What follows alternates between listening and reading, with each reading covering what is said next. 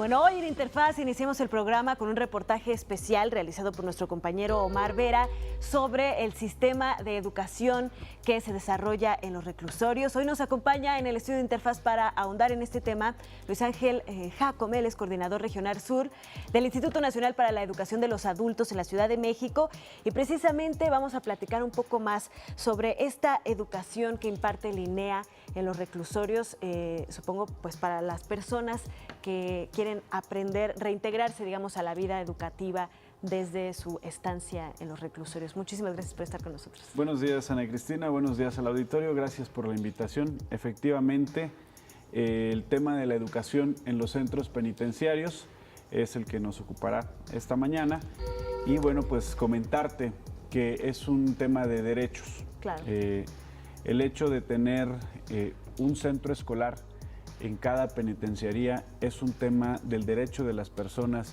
que se encuentran recluidas en lo que comúnmente llamamos cárceles. Así es que, bueno, estando recluidas, digamos que pierden el derecho a la libertad, pero no por eso al demás, a su demás batería de derechos, uno de ellos, los más fundamentales, la educación. ¿De dónde viene, cómo es que se integra el INEA a los reclusorios para poder prestar este servicio? Abordando un poquito lo que acabas de comentar, Ana, efectivamente, cuando una persona es recluida, pierde ciertos derechos ciudadanos, por ejemplo, no puede ejercer el sufragio. Sin embargo, conserva sus derechos más fundamentales, que son los derechos humanos. Claro. Y es la idea porque cuando una persona es recluida, se busca que justamente se pueda reinsertar en la sociedad. Y uno de los mecanismos para que se pueda reinsertar es justamente el derecho a la educación, ¿no? Aprender también a vivir en libertad y desarrollar esas capacidades actitudinales para poderse desenvolver y fomentar, digamos, las relaciones con el resto de las personas en sociedad. ¿Cómo llega el INEA? ¿Cómo llega la educación a los centros penitenciarios? En nuestro país estamos hablando de mitades del siglo XIX, cuando se empieza a dar el debate por la educación dentro de las cárceles. O sea, realmente cómo vas a reinsertar a una persona que cometió algún delito a la vida cotidiana de la sociedad, si no es a través de la educación. Estamos hablando de 1833, una de las primeras cárceles que instaura un modelo educativo adentro de sus instalaciones es Santiago, en Tlatelolco, y luego se viene a normar en 1971. Hoy, actualmente, están normados los derechos de los internos en el artículo 18 constitucional. Sí. Y estamos obligados, el sistema educativo está obligado a impartir, por artículo 3, a todas las personas en el territorio la educación. Sí. Entonces, digamos, el INEA empieza a impartir educación dentro de los centros penitenciarios a partir de 1987.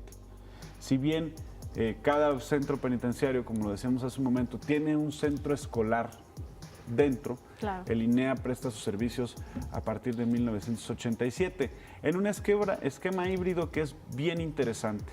En algunos centros penitenciarios es el mismo personal del sistema penitenciario el que da las clases, pero en otros son los mismos internos quienes se suman al INEA como asesores y pasan a ser maestros de sus compañeros. Que funciona, me imagino, más o menos como este sistema de voluntariado que ustedes manejan en el resto del país. Efectivamente, así como en todo el país tenemos alrededor de 2.600 plazas comunitarias y más de 100.000 círculos de estudio, dentro de los centros penitenciarios, los mismos internos son quienes se suman como voluntarios y apoyan a sus compañeros internos para que aprendan a leer, a escribir, para que terminen primaria, para que terminen secundaria.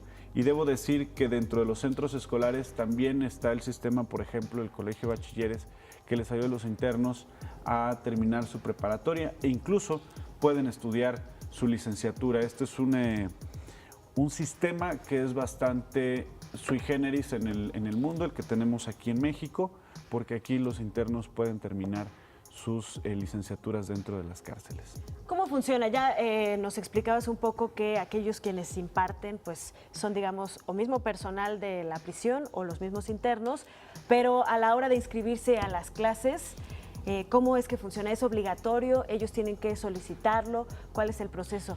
Si quieres, vamos a hacer una breve pausa y Claro cuando que sí. regresemos seguimos platicando. Vamos sobre el tema. Esto es Interfaz, no se vayan. Estamos también en redes sociales, AIEDMX. Regresamos, seguimos platicando de este interesante tema.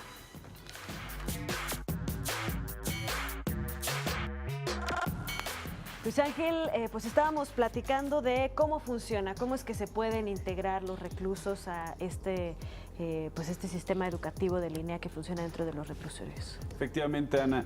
Fíjate que dentro del centro escolar que tienen los centros de readaptación social, el INEA cuenta con una especie, le llamamos nosotros plaza comunitaria, es una especie de escuelita. Dentro del centro escolar, el INEA tiene esta escuelita y cada una de las escuelas tiene un responsable, digamos. Cada plaza comunitaria tiene un responsable que es el apoyo técnico. Que puede ser tanto personal del reclusorio como un interno. Como un interno, okay. Efectivamente. Y los asesores que se constituyen como los maestros de INEA también pueden ser tanto personal, como es el caso del penal de Santa Marta, o internos, como es el caso del reclusorio sur, ¿no? Ahora bien, los encargados del centro escolar son personas que pertenecen al sistema penitenciario. Cuando un interno se quiere integrar, digamos, se acerca al centro escolar, la mayoría de las veces el centro escolar los va a buscar, no se organizan las actividades por dormitorios y pues se hace la solicitud de registro de alta del educando, en este caso del interno, ¿no? Se tiene un enlace con la institución, en este caso con el INEA, que es el que saca los registros para poderlos dar de alta en los sistemas del instituto y bueno, se les avisa que ya pueden empezar a estudiar. Ya sea alfabetización primaria o secundaria, ¿no? Ahí claro. mismo se trabaja con materiales educativos con los que trabajamos fuera, con los materiales del modelo de educación para la vida y el trabajo, pero también hay algunos módulos, les llamamos nosotros diversificados, es decir, que no son obligatorios, son optativos, pero son módulos que son especiales para los internos. Por ejemplo, tenemos el módulo La educación te hace libre, que su propósito es que el interno pueda comprender cómo se desenvuelven los ciudadanos en sociedad. ¿Por qué? Normalmente, Ana, cuando una persona llega a los reclusorios, muchas de las ocasiones se siente que la vida ha terminado. Sí. Se siente que no se sabe qué viene, ¿no? Entonces, es un proceso complicado para las personas que son recluidas, donde primero pues está la esperanza de que los abogados, la familia van a poder reducir las penas, ¿no? O evitar, digamos, estar dentro de las cárceles. Y normalmente se va perdiendo la esperanza conforme avanza el tiempo y esto le genera un proceso psicológico al interno que el módulo de la educación te hace libre ayuda a interiorizar un poco más tanto el encierro como la libertad. Muchas de las veces las personas que van a salir de las cárceles no están preparadas para enfrentarse de nuevo a la libertad, sobre claro. todo cuando las condenas son muy largas. En ese sentido, hemos creado materiales educativos también para esas personas.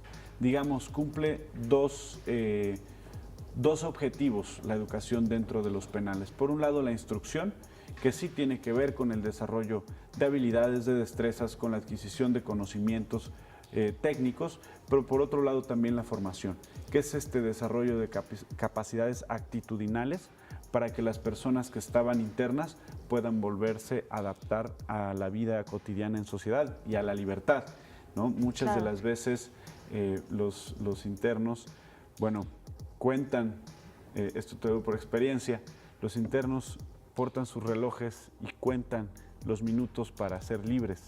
Y algo que quienes tenemos facultad para ingresar con ellos y acompañarlos en su proceso educativo, algo que nos dicen es, ustedes que están afuera, no desperdicien ni un minuto. Nosotros aquí adentro contamos los que nos faltan para ser libres, ¿no? No, pues eso debe ser una experiencia paradigmática, ¿no? Convivir es. con ese tipo de personas. ¿Cuántas personas más o menos están en las delegaciones que tú coordinas inscritas en estos programas dentro de los reclusorios? En la Ciudad de México, en toda la Ciudad de México, en todos los centros penitenciarios, actualmente atendemos 1,137 personas. En lo que va del año, 517 internos han superado algún nivel de rezago educativo. Es decir, han terminado primaria, han terminado secundaria. Durante la administración, son 13,920, casi 14,000 personas, casi 14,000 internos, los que han superado algún nivel de rezago educativo. Y quiero decirte, Ana Cristina, que esta es una gran noticia, porque la educación es un factor esencial para una verdadera readaptación social.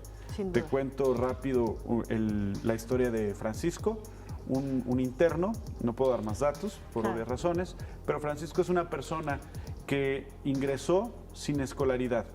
Dentro del penal terminó de aprender a leer y escribir, terminó la primaria, terminó la secundaria, ingresó al bachillerato y hoy es maestro de Linea y ayuda a sus compañeros a estudiar. Esto demuestra que efectivamente la educación sí transforma vidas y en una población vulnerable como son los internos, los ejemplos son mucho más clarificadores. No, pues es una experiencia increíble esta que nos cuentas. ¿Cómo? Obviamente obtienen un certificado igual que los que obtienen las personas de Linea aquí afuera, las que cursan sus estudios. ¿Qué es lo que sucede cuando salen? Si es que salen, sus certificados les funcionan de la misma manera. Por supuesto. De hecho, el certificado es idéntico, o sea, es el mismo. No tiene ningún procedimiento distintivo. No tiene ningún distintivo, no se puede porque además sería discriminatorio. Los certificados son los que le damos en general a la gente. Incluso ahora son certificados electrónicos que cuando la persona acredita, no importa si es interno o si está en libertad, cuando la persona acredita su primaria, su secundaria, queda el certificado en la nube, queda el certificado en internet y en cualquier momento pueden ingresar para descargarlo, como ahora lo podemos hacer con la CURP, ¿no? O con la cédula, ¿no? Incluso o con la cédula profesional, que ya se acaba de anunciar esta digitalización. Pues verdaderamente impresionante, seguramente que las historias que se viven en este sistema educativo de Linea dentro de los reclusorios y las penitenciarías son cuestiones que cambian la vida de las personas que las utilizan. Muchísimas gracias por habernos acompañado hoy en Interfaz. Ana, muchas gracias a ti. Ojalá podamos seguir conociendo más de este sistema, de las experiencias y por supuesto más de Linea. Sí, que más internos se sumen a terminar su primaria, su secundaria y por supuesto que las personas que están en libertad también se sumen si están en condiciones de rezago educativo. Claro. Muchas gracias. Gracias, Luis Ángel Jácome García, coordinador regional sur del Instituto Nacional para la Educación de los Adultos en la Ciudad de México. Seguimos en Interfaz, no se vayan, tenemos más temas.